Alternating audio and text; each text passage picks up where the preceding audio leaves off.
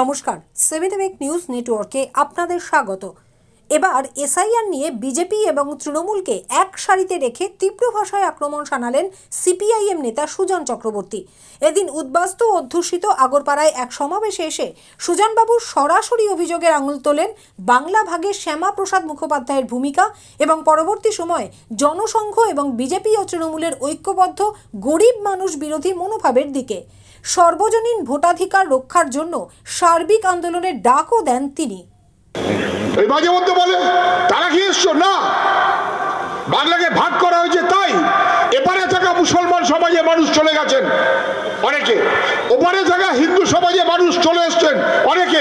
এই মহল তৈরি করেছিল ব্রিটিশ, এই মহলে সবচেয়ে বেশি সাহায্য করেছিল শ্যামাপ্রসাদ মুখার্জি, আর রুখে দাঁড়াবার চেষ্টা করেছিল শক্তি কম কমিউনিস্টরা। বলেছিল যদি বাংলাকে ভাগ করা হয়, বাংলার শিক্ষা, সংস্কৃতি, কৃষি, শিল্প, বাংলার অস্তিত্ব বিনষ্ট হবে। পদে পদে টের পাচ্ছি আমরা, পদে পদে টের পাচ্ছি আমরা। এদিকে যাবো ওদিকে যাবো, কোনো সন্দেহ নেই সংখ্যাগুরুর দাপটের মনোভাবের রাজনীতির কারণে ওপার বাংলায় দীপু দাস খুন হয়। আবার একই রকম ভাবেই সংখ্যাগুরুর দাপটের মনোভাবের রাজনীতি করতে গিয়ে পরিযায়ী শ্রমিক জুয়েল রানা সেও খুন হয়। দুটোই সমানভাবে অপরাধের, একটা বাড়লে আরেকটা বাড়বে। এপারে বিজেপি বাড়লে ওপারে মুসলিম মৌলবাদ বাড়ে, ওপারে মুসলিম মৌলবাদ বাড়লে তার সুযোগ এপারের বিজেপি নেয়, এপারের আরএসএস নেয় না, বইয়া কোনো কারণে ভাগ করে দেয়। ঠিক যে মনোভাবে ব্রিটিশ ডিভাইডেড রুল, ভাগ করো শাসন করো, মানুষকে ভাগ করে দাও, এটি অনেক গবেষণা আছে, সবাই জানবেন।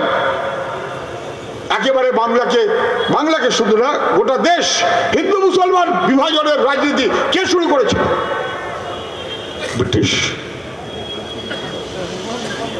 ব্রিটিশ ট্র্যাডিশনাল বাংলা বিরোধী মনোভাব, বাংলা সংস্কৃতি বিরোধী মনোভাব। শ্যামাপ্রসাদ মুখার্জির হাতে জন্ম নিলেও বাংলার মানুষ কখনো কোনোদিন বিশ্ব হিন্দু পরিষদ না ভরসা করেনি। বাংলার মানুষ কখনো স্বাধীনতার পর মুসলিম লীগ এমএলএ আছে, এমপি আছে, শ্যামাপ্রসাদ মুখার্জির দলের এমএলএ আছে, এমপি আছে। বাংলার সচেতন মানুষ কখনো না বিশ্ব হিন্দু পরিষদ,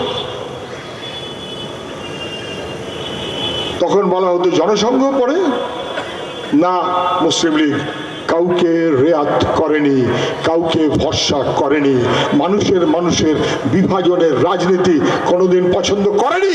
সেই বাংলাকে আবার কি করে বিচ্ছিন্ন করা যায় তার প্রচেষ্টা এখন নতুন করে চলছে।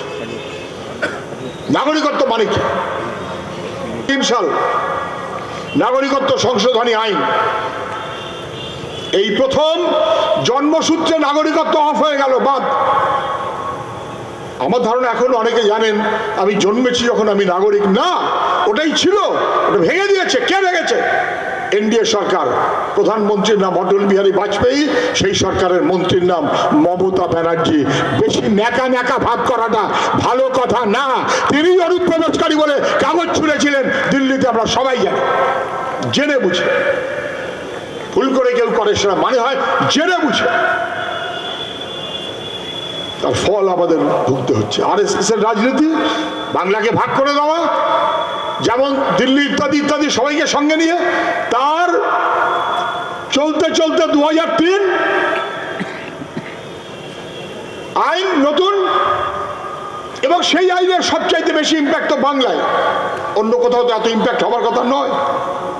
এবং তারপর সেই মনোভাব থেকেই কাগজ দাও। ঠাকুরদা কোথায় জন্মেছিল, বাবার জন্ম ঠিকঠাক হয়েছিল কিনা, মায়ের জন্ম ঠিকঠাক হয়েছিল কিনা, অসভ্যের মতো। আমরা তখনও বলেছিলাম যদি কাগজ কখনো নাগরিকত্বের ভিত্তি হয়, আমি জানি এই লোকটা 50 বছর ধরে আছে, ওই বাড়িটা 20 বছর ধরে আছে, ওখানে দোকানদারি করে 40 বছর ধরে, এই জানা বোঝার কোনো কারবার নেই, কাগজ দেখাতে হবে। আমরা তখনও বলেছিলাম যার পয়সা আছে তার কাগজ আছে, যার পয়সা কম তার কাগজ কম। যদি নাগরিকত্বের ভিত্তি হয় কাগজ, তাহলে সেটা গরিব মানুষের বিরুদ্ধে যুদ্ধ ঘোষণা। শুধুমাত্র হিন্দু অথবা মুসলমান, ব্রাহ্মণ অথবা শিডিউল কাস্ট, বাঙাল অথবা অবাঙাল, তার লড়াই না, গরিব মানুষের বিরুদ্ধে যুদ্ধ ঘোষণা। আজকে আমরা হারে হারে টের পাচ্ছি। আমরা ভারতের মানুষ, এই আমাদের সংবিধান। ইউনিভার্সাল ফ্র্যাঞ্চাইজি, সার্বজনীন ভোটাধিকার। তুমি নতুন কিছু দিতে পারবে না, তুমি ভোটের অধিকারটাকে কেড়ে নিয়ে পলাশ যেটা বলছিল তাকে শঙ্কিত করে দাও। আমি ভোটার তো, আমি আছি তো, আমি নাগরিক তো, আমি মানুষ তো, আমি বেঁচে আছি তো, চিমটিকেটে সব ব্যথা পাচ্ছি তো।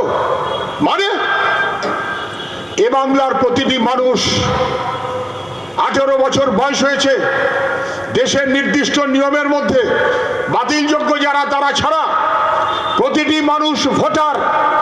সার্বজনীনভাবেই তাদের ভোটাধিকার। 2024 সালে যাদের ভোট দিয়ে বিজেপির শান্তনু ঠাকুর এমপি মন্ত্রী হয়ে যায়, মানুষগুলো সব অবৈধ, আর শান্তনু বাবু বৈধ। এই ছাবলামি মেনে নেওয়া যায় না। সে বলা উচিত আমি চুন চুন করে, মানে কি বলে, খুঁজে খুঁজে নাকি সব অনুপ্রবেশকারী বার করবে। বিহারের এসআইআর এর পর লিস্ট হয়েছে, অনুপ্রবেশকারীর সংখ্যা কত বলতে পারবে না। রোহিঙ্গা কোথায় বলতে পারবে না। তাহলে রোহিঙ্গা অথবা মুসলমান অনুপ্রবেশকারী, তাদেরকে বিপদে ফেলবো এই রকম মনোভাব নিয়ে একটু মেজরিটি ভাবের সাহায্য নেওয়ার চেষ্টা করে আলটিমেটলি বিপদে ফেলা হচ্ছে যাদের। গরিব মানুষ, উদ্বাস্তু, বাংলাভাষী, দলিত মানুষ। আগে যারা এসেছিলেন একরকম, পরে যারা এসেছিলেন বিশেষ করে তারা বড় অংশ মতুয়া, দলিত, দরিদ্র। তাই গরিব মানুষ, দলিত, দরিদ্র, মতুয়া অথবা অমতুয়া। আরএসএস মানে মনুস্মৃতি, ওপরে ব্রাহ্মণ মাথার আর পায়ের তলায় নাকি লুটোপুটি খাচ্ছে শূদ্ররা। মুসলমানরা ওদের কাছে ঘোষিত বিরোধী, মুসলমান, খ্রিস্টান এবং কমিউনিস্টরা ঘোষিত বিরোধী। ফলে ঘোষিত বিরোধী বলে মুসলমান দাঁড়িয়ে তারপরে অঘোষিত ওদের যারা শত্রু, শূদ্র এবং দলিত মানুষ, তার বিরুদ্ধাচরণ করে তাদের নাম কেটে দিয়ে তাদের জীবন হারাম করে দেবার চেষ্টা যারা করছে, তাদের বিরুদ্ধে লড়াইয়ে 1 ইঞ্চি কার্পণ্য করার কোনো সুযোগ আমাদের নেই। ভারতের মানুষের ভোটের অধিকার আমাদের রক্ষা করতে হবে। আমাদের দাবি সহজ, নিঃশর্ত ভোটাধিকার চাই। ভারতীয় বংশোদ্ভূত এদেশের মানুষ যারা স্থায়ীভাবে বসবাস করছেন, তাদের নিঃশর্ত নাগরিকত্ব, তার কোনো বিকল্প হতে পারে না। সেই মনোভাবেই আমাদের লড়াই চলছে, সেই মনোভাবেই আমাদের সবাইকে সঙ্গে নিয়ে লড়াইয়ের পথে যেতে হবেই। আগরপাড়া থেকে শ্যামল পাল এবং চন্দন সেনগুপ্তের রিপোর্ট, 7 এবেক নিউজ নেটওয়ার্ক। আরও বিভিন্ন খবরের আপডেট জানতে হলে অবশ্যই সাবস্ক্রাইব করুন 7 এবেক নিউজ নেটওয়ার্ক চ্যানেলটি, কারণ আপনাদের একটা সাবস্ক্রিপশন আমাদের কাছে অত্যন্ত মূল্যবান। পাশাপাশি অবশ্যই ফলো করুন আমাদের হোয়াটসঅ্যাপ চ্যানেলটিও। জয় হিন্দ।